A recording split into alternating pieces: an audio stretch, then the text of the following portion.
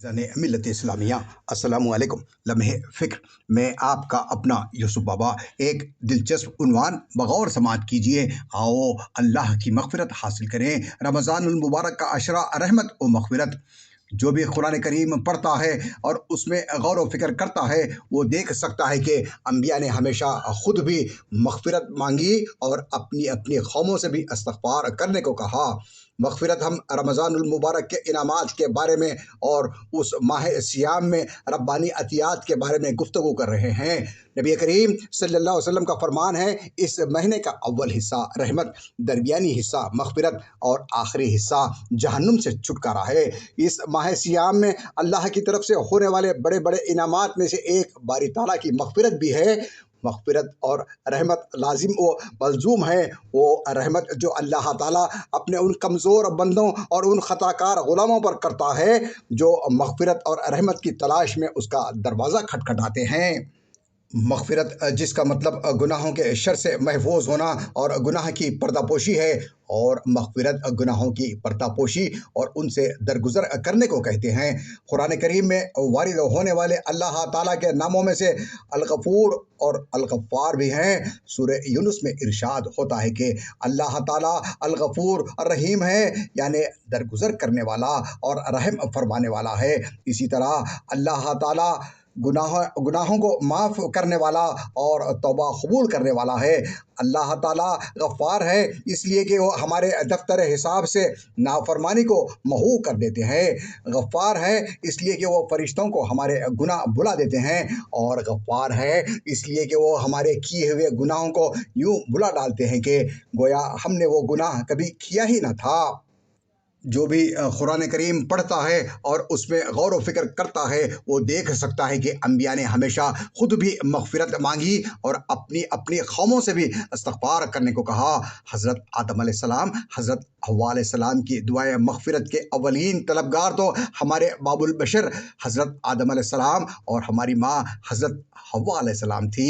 जब दोनों नाफरमानी का शिकार होकर शजर का फल खा बैठे तो उन्होंने ये दुआ की, ऐ रब, हम अपने ऊपर सितम किया, अब अगर तुमने हमसे दरगुज़र ना फरमाया और रहम ना किया तो यकीनन हम तबाह हो जाएंगे।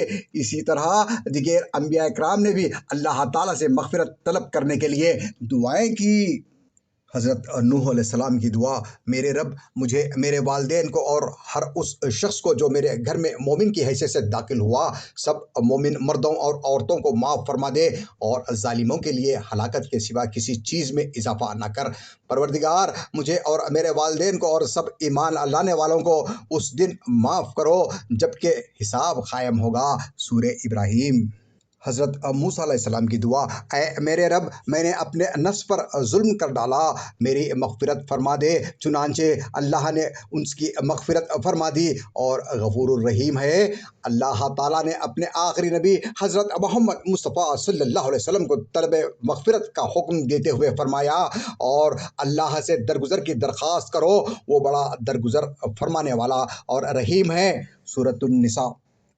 रोज़ेदार को रोज़ा रखने की वजह से अल्लाह ताला का तक़र्रुब हासिल होता है, चूँकि वो बशर है और बशर होने के नाते उससे ख़ता सरज़द हो जाती है। जैसा कि रसूलुल्लाह सल्लल्लाहु अलैहि वसल्लम ने फरमाया, हर इब्न आदम से ख़ता सरज़द हो जाती है, लेकिन बेहतरीन ख़ताकार वो हैं जो तौबा कर लेते हैं। इंसान से ख़ताओं का सुदूर बहरहाल होता रहता है, उससे साबित होता है कि वो अल्लाह का बंदा है और उसे हर वक्त अल्लाह ताला की रहमत की ज़रूरत रहती है।